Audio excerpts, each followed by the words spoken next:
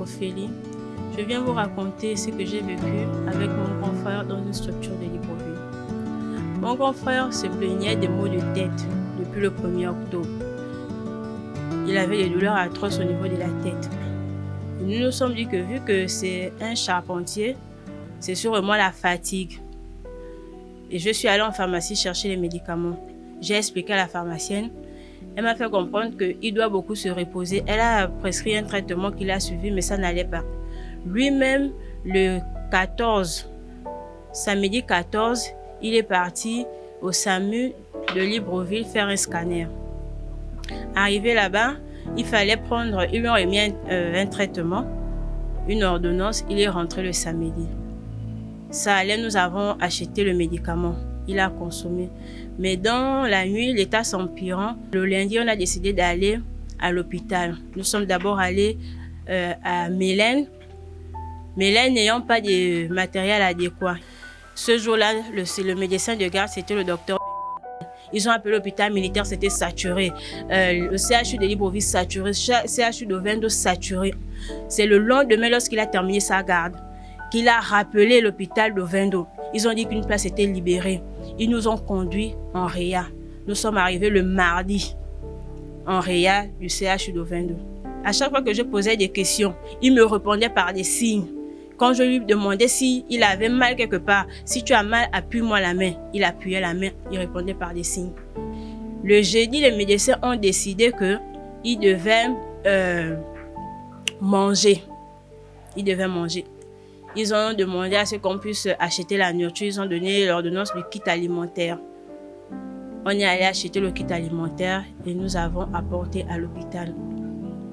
Le jeudi dans la soirée, aux environs de 4 heures, ils sont revenus dire à maman qui avait dormi là-bas sur place que son état s'était empiré. Qu'il fallait absolument qu'on fasse un scanner de chez eux pour détecter ce qu'il avait vraiment. Ils ont donné d'abord le bon de scanner. Le médecin voulait remettre le bon de scanner, mais après, ses collègues lui ont rappelé dans la salle pour dire que le bon de scanner, là, ce sont eux qui s'occupent de ça. On va attendre, ils vont revenir vers nous. Ils ont laissé la journée de vendredi passer. La journée de samedi, ils sont revenus vers nous. Aux environs de 18 h par là. Pour lui demander de faire le scanner, que c'est très urgent, parce qu'eux, ils constatent que son état va de mal en pire. Le dimanche, puisqu'on avait appelé le SAMU pour venir le chercher, ils nous ont fait comprendre que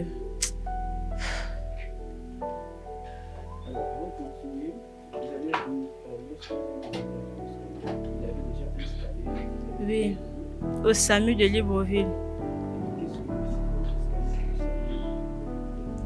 Le scanner du SAMU de Libreville avait révélé qu'il avait une veine qui a pété dans la tête et que ça éjectait du sang. On avait déjà un scanner que lui-même, la personne décédée, est allée faire au SAMU de Libreville. Le scanner avait détecté qu'il avait une veine qui a pété et que ça éjectait du sang et qu'il devait vite passer par intervention chirurgicale. C'est le même résultat que nous avons emmené à Mélène, parce que comme Mélène nous a conduit au CHU d'Ovendo, ils ont communiqué ça au docteur qui était sur place. Eux là-bas, ils savaient déjà de quoi ils souffraient. Mais ils ont dit qu'ils préfèrent faire leur propre scanner à eux pour savoir de quoi il est question. Et nous avons suivi ce qu'ils ont eu à dire. Ils ont d'abord remis le bon de scanner la première fois. Mais le docteur est arrivé avec, il voulait remettre un moment. D'autres ont dit non, c'est nous-mêmes qui allons faire le scanner, c'est nous-mêmes qui prenons ça en charge, laisse les parents. Ils sont retournés dans la salle avec le bon de scanner. Quand l'état s'est dégradé, maman encore retourné vers eux pour leur demander, mais finalement le scanner à quel niveau? C'est là où un autre a dit, on va vous faire le bon, mais vous partez au CHU de Libreville. Maman est partie au CHU de Libreville avec sa sœur pour aller demander si elle pouvait faire le scanner là-bas. Là-bas, ils ont accepté. Mais maintenant, le problème se trouvait au niveau de l'ambulance parce que le CHU d'Ovendo n'a pas d'ambulance médicalisée. On a appelé SAMU. SAMU a accepté de se déplacer, mais vu que le patient était entubé, ils ont dit qu'ils ne peuvent pas prendre ce risque. Ils nous ont contacté, donné le numéro du SMUR de la CNSS. On a appelé. Eux, ils ont dit qu'ils devaient venir, qu'on devait apprêter 80 000. On avait 80 000 sur nous.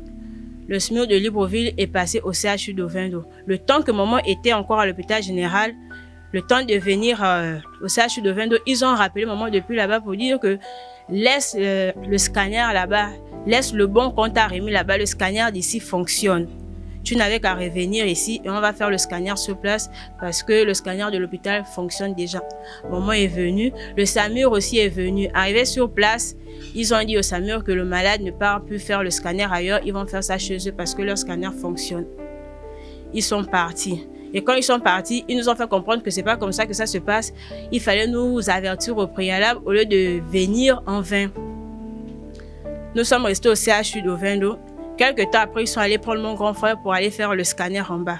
Lorsqu'ils sont descendus, ils ont fait à peu près 30 minutes, ils sont remontés.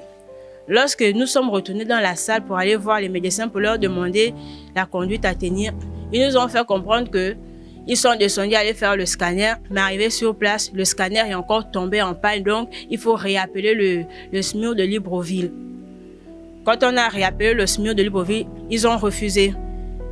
Ils ont dit qu'on était déjà là-bas, vous nous avez demandé de partir, on ne peut pas gaspiller le carburant pour rien. Que si vous voulez qu'on se déplace, il faudrait que vous préparez 120 000. Mes soeurs et moi, nous nous sommes réunis, on a fait côté-côté, on a trouvé les 120 000.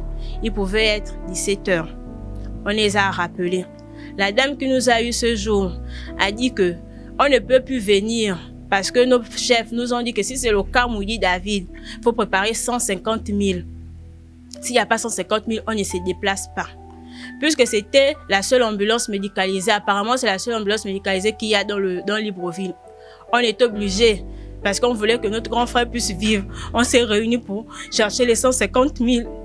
On a trouvé les 150 000, on a rappelé la dame, ma grande soeur et moi. On a supplié cette dernière au téléphone. Elle a dit qu'elle ne peut plus, leur ambulance ne peut plus se déplacer à cette heure, qu'il faut attendre peut-être demain. On a dormi cette nuit-là. Le lendemain à 11 h, ils sont venus chercher le malade. Nous sommes tous allés à Chambrier, aller faire le scanner. Ils sont venus déposer le malade. On les a remis les 150 000, ils sont partis. Les médecins du CHU de 22 nous ont appelés. Ils nous ont fait comprendre que le scanner qu'on est allé faire a révélé qu'il y a une veine qui a pété dans le cerveau, comme disait le premier scanner du SAMU. Mais hormis ça, le sang n'était pas assez, mais ils voyaient un autre liquide autour du sang que eux, ils supposaient que c'était le puits, qu'il fallait qu'on intervienne rapidement. Si ce n'était pas le dimanche, c'était le lundi. Ils nous ont dit, ils nous ont remis les ordonnances. On a pu acheter les ordonnances qui étaient sous Acnam GS. Ceux qui étaient hors Acnam GS, qu'ils ont mis les prix eux-mêmes chez eux là-bas, ils nous ont dit de préparer un montant pas moins de 150 000 pour avoir le matériel. Qu'on peut avoir ce matériel-là chez eux, mais il faudrait avoir l'argent en main. On n'avait pas la somme. Nous sommes allés, mes soeurs et moi, chez le Premier ministre. Ce jour-là, il y avait eu la pluie. On a trouvé des gens là-bas, mais on n'a pas pu rencontrer le Premier ministre. On a pu avoir son chef de cabinet. Il nous a remis son contact. Il a dit passer le lendemain à la primature de Libreville.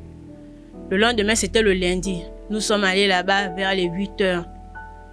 On a pu rencontrer le chef de cabinet, on a expliqué la situation et il nous a remis une enveloppe de 150 000.